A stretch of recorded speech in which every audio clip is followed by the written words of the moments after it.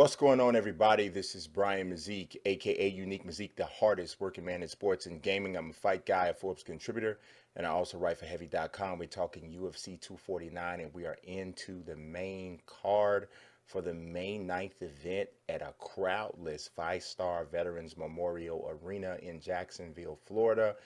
The heavyweights are going to be taking center stage at different points during this card.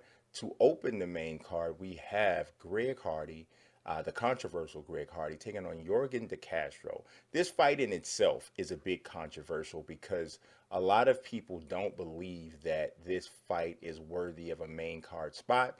They think that it's Dana White taking advantage of how polarizing Greg Hardy is because of the stains of his past. And then you also have the fact that he is a pretty formidable heavyweight contender. So that said, he's only had 7 professional fights and he's 5-2. And Yorgan De Castro is 6-0. So generally, you wouldn't see fighters of this level of experience fighting each other on the main card, especially not of a pay-per-view.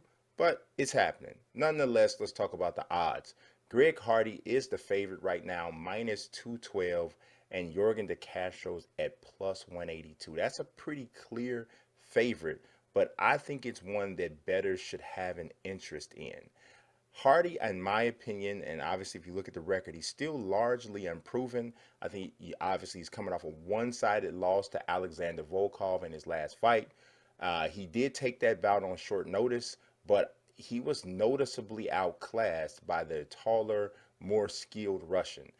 De Castro does not have the same length or experience that Volkov has, but he does pack that sort of one punch KO power that can turn somebody's lights out. If you don't know, you better go back. You got to find out. You got to watch that fight against Justin Tafa.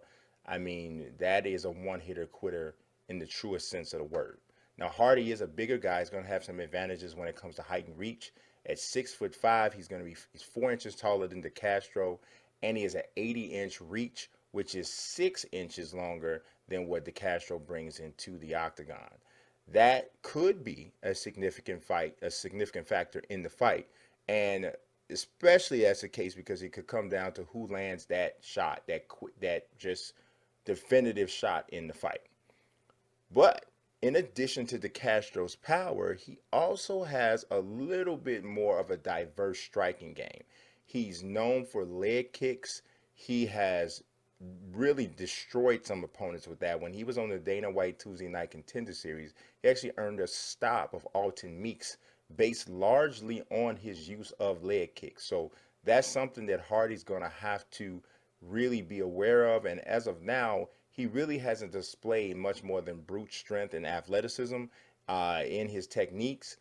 But there are people, and there's a school of thought that suggests that after he was destroyed by Volkov, he had went back to the drawing board, went back to the lab to kind of work on his skill set because there's no question he has the physical tools. But we'll see when he shows up to fight Yorgan De Castro how much he has developed because of that greenness that I think that he has though. And because I think that Castro has just an overall more layered game, I think there's some real line value going with the underdog. One thing to consider though with this fight is how Hardy is going to respond fighting in an arena with no crowd. So everybody's going to have to do this, and some are used to it, some aren't. Yeah. Now Hardy has fought in an environment something like this with the Dana White Tuesday Night Contender Series, but it's not completely without anybody in the arena besides your corner people. It's still a little bit different. The stakes are going to be super high.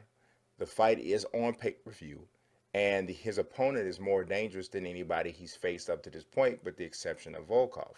So I've seen Hardy seemingly draw energy from fans and from the haters.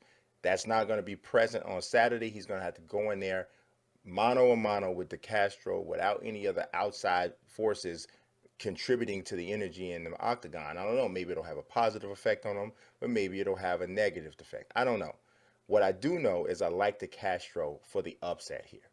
Don't be surprised though if this fight goes the distance. I know we got two big, strong, powerful heavyweights in there, and most of the time when we see this type of a matchup, everybody just expects to be like, "Oh my, there's the big crushing shot that ends the bout."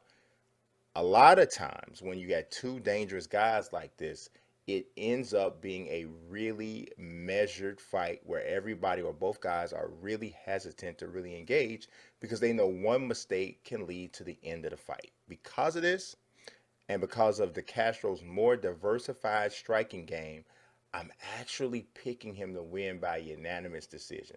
You can call me crazy. I might be crazy. Maybe in 45 seconds of this fight, when the main card starts, I'll be like, whoa, I guess I was wrong about that. But I've seen fights like this before. You look back at Derek Lewis, Francis Ngannou.